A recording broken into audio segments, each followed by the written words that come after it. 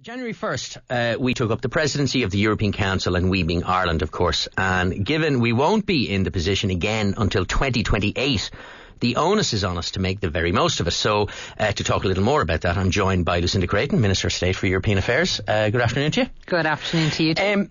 I mean, it's almost like a given. We just work on the assumption that the presidency is important. Mm-hmm. But in what way is it important? It is important. I think sometimes there can be a bit of scepticism actually about how important it is, but it's extremely important. It's important in terms of firstly demonstrating the equality within the European Union, that whether you're a small country or whether you're a big country, this rotates and everybody gets to sit in the driving seat for 6 months on an equal footing, and I think that's really important. I think particularly now, Ireland takes up the presidency at a very important time because of what we have experienced over the last few years, the euro crisis, the banking crisis, the sort of erosion of confidence in the whole European project, and the erosion of confidence in Europe's ability to recover and to give opportunities to people, in the same way that it did in the past. So there are a lot of very, very important policy items on the agenda which we have the responsibility of moving forward. And if we don't do our job, then, we'll be in the same place in 6 months' time as we were in the 1st of January. Now, I obviously don't expect that to be the case, but that is the possible negative outcome if a presidency doesn't perform. So it is important. So Ireland, as a functioning and participating member of the EU, it's important that it shows that it participates actively in the presidency, pushes the agenda along. Then there's, you can call it scepticism, but there's a sense that we all have our motivations. And Ireland's motivations, you mentioned crisis. We are in horrendously tough times. Mm-hmm. We keep waiting for the government to get a deal on the bailout, on promissory notes. So I would imagine that the vast majority of people listening, or the vast majority of people in Ireland, that when they think of, the EU presidency is important to Ireland, what they're really saying is, well, it's important in the way that it'll help us get what we want out of the EU. Yeah, I mean, I completely understand that, and I think that the position that we're in, will help us to achieve that. I do, yeah, because I think we're respected and people respect the fact that we've taken over the presidency. We've had a good start. It's only, we're only into the third week of it, but already we had a very successful appearance by the Taoiseach in Strasbourg this week to all 750 MEPs. We had the Commission here last week. So there's a real expectation that we will deliver on important things like on banking union, on different proposals to enhance the single market, which is all about driving economic growth. And there's a real, expectation that Ireland will actually deliver on those. So I think, that expectation is based on the fact that we have a good reputation. We have a good reputation because of previous presidencies. This is our 7th one. We've done a good job on all of the other 6 occasions.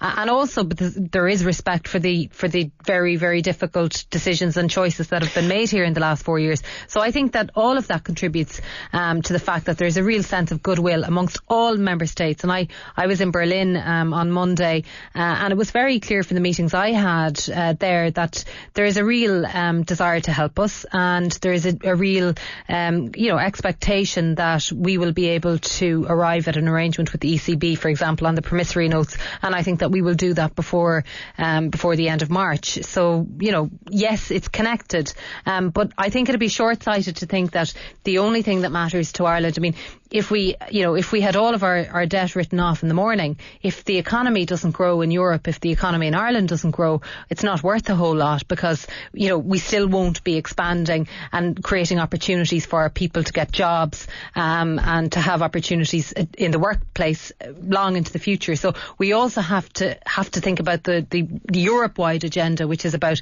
igniting growth in the European economy so that we can create those jobs and get out of the mess that we're in. So the debt issue is one, but growth is just as important. I'm not disputing anything you're saying, but we took over the presidency from the Cypriots. Now, I read the papers every day. I don't think I read one thing about how the Cypriots performed during their presidency. I'm sure it's very important to them. I'm sure, in Nicosia, the newspapers carried stories all the time about how respected the Cypriots are as, this small little island country in the Mediterranean, but a participating member of the EU.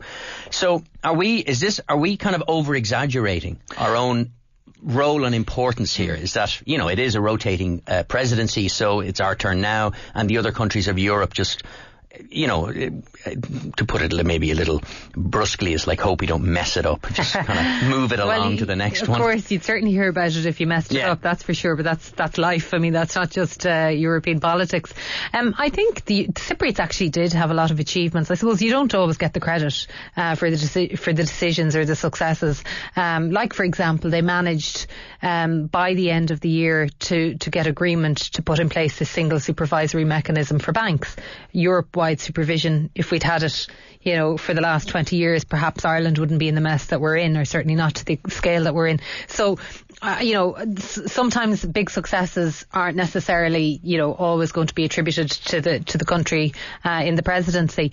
The one thing I would say is that last week we had about 70 journalists here from Brussels, from the top publications in Europe, from The Observer, The Guardian, from all of the key publications in every single member state was represented here.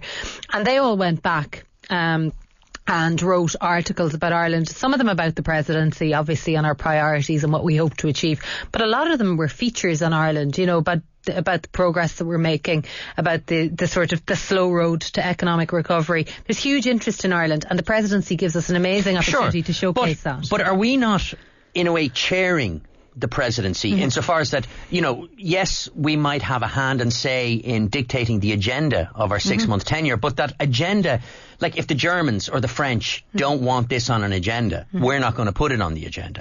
No, that's not true. There are a lot of tricky issues on the agenda. I think the best example of that is the Irish ambition to agree a negotiating mandate for an EU-US trade agreement. That, if we're successful, and it'll take time, could contribute about 2% to the GDP of the European Union, which is very significant when you think about the economic challenge we face. Not every country is relaxed about that or enthusiastic about it. I won't name the countries that maybe have a different view to us, but that's the challenge for us. It's to bring them on board. So you don't just leave things off the agenda because there isn't 100% consensus. It's about building consensus, and it's not just about chairing. I mean, yes, we chair council meetings, and I think in total there are about 1,600 meetings that will take place during the presidency. A lot of them in Brussels, about 180 of them in Dublin, and Ireland will chair all of them, bar the European Council and the Foreign Affairs Council. All of the other councils, all of the other high-level meetings will be chaired by Ireland, and that's one task. But then, I mean, that's obviously building agreement between countries, between member states, between ministers. But then, in order to get agreement, almost every decision has to go through the European Parliament. So we have a huge task in the European Parliament, and all of our ministers are extremely engaged in this, in trying to prepare the ground so that we can get agreement there too. Nothing can progress unless you get agreement in the European Parliament. So there's a major task in terms of negotiating, brokering deals, and it really does matter. It matters in I mentioned the EU-US trade agreement.